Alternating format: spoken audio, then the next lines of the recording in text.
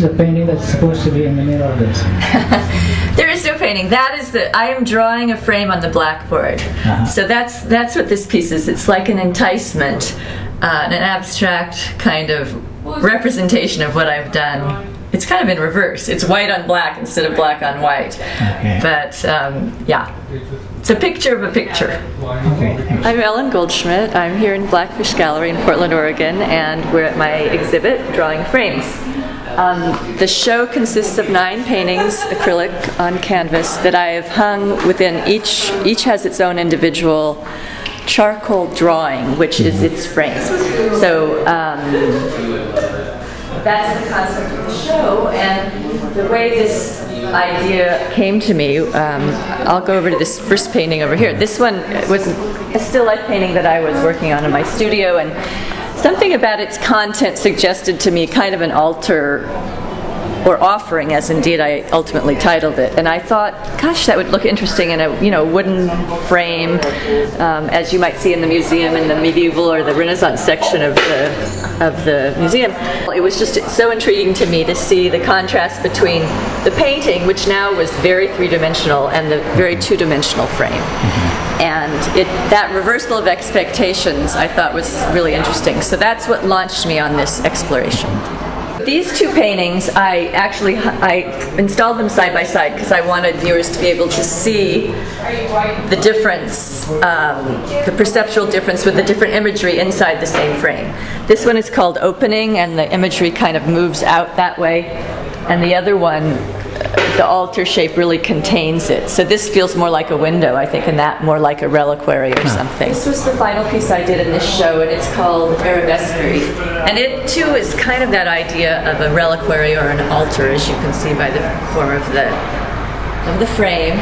And it's kind of an homage to the arabesque, which is that curlicue kind of form that you see in the calligraphy and the writing, as well as the decorative elements.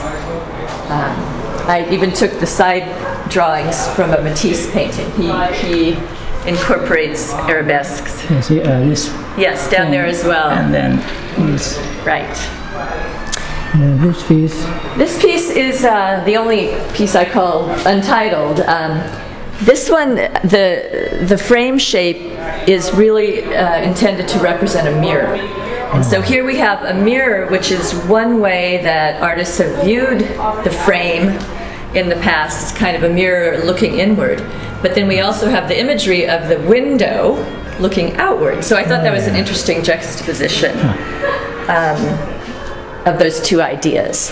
This is a curtain, right? This piece is called Private Viewing. So the curtain suggests that the owner of this image will pull that curtain back when she or he wants to look at it and cover it up otherwise. So there's something a little, private, shameful, dangerous looking. Dangerous about it, yeah. So we have the little army guy, and then he's aiming at these pawns from the chess set. And then these are kind of arabesque, but this kind of decorative element, I really do think of this as being owned by a woman, and she's kind of ashamed of her interest in the kind of aggressive play that's going on there. And you have something really tall and very minimal. Right, and unless you have really good eyes, it's a little hard to see what's in that image. That is, those are blocks, and on top there's a bee who is dead, lying on its back. And my idea here is, what does H-O mean? Well, the piece is actually called O, not ho, but O. So the viewer comes up here and looks all the way up and all of a sudden goes, oh, because if you read it from down here, it's O. And then they see the dead bug, and they think, oh, what's this all about? So to me, this is a little bit like a Vanitas still life drawing, where it's about death and the things that are transient. And we keep that idea at arm's length, or So it reminds me of like a kite. Oh, yeah. Kite, because of that long line. It's supposed to be kind of a stand. It's very minimal, though. And then this V. Yeah, here's another one with the blocks. This one is called Liberty Bell, and this is... Why V? Well, the V, I'm thinking, stands for victory. The Liberty Bell is a symbol, of course, American symbol of freedom and all that, and this is actually taken from a glass jar that is you know, in that shape of the Liberty Bell. So I like the fragility of this idea of liberty, the idea, you know, this is a very American symbol, it's a very young country that we have, and then the frame, what I've incorporated in the frame is actually calligraphy from, well, it's really Iranian. It's from the idea of a Mughal miniature, so I'm bringing a whole different culture into the periphery of this idea.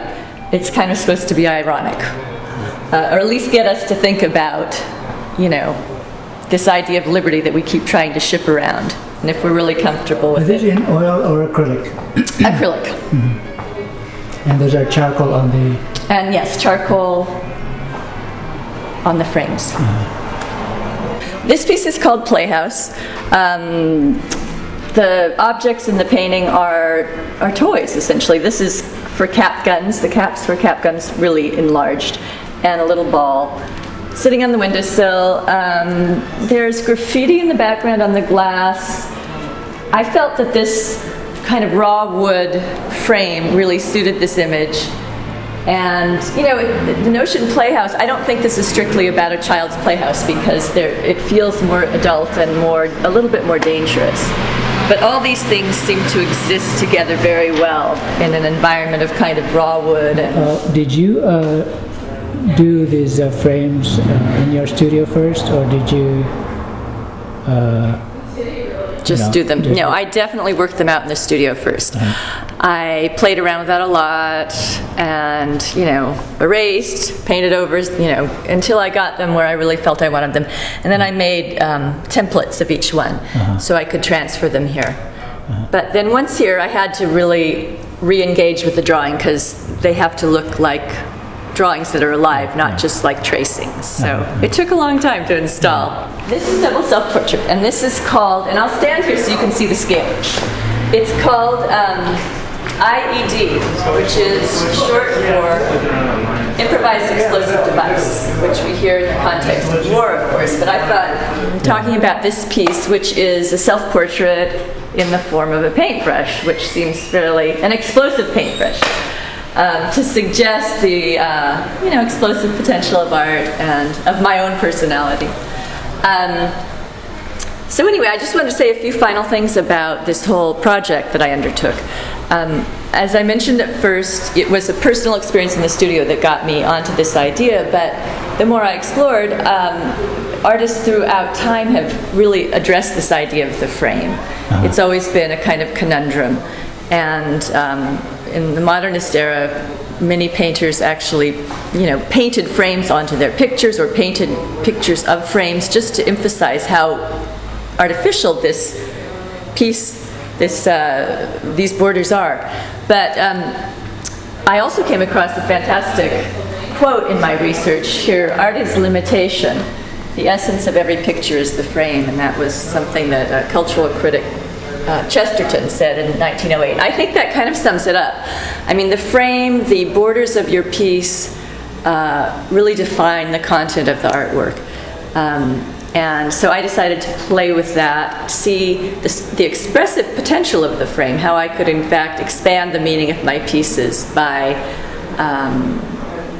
choosing the proper frame. So that's the story of this show. Thank you. Thank you.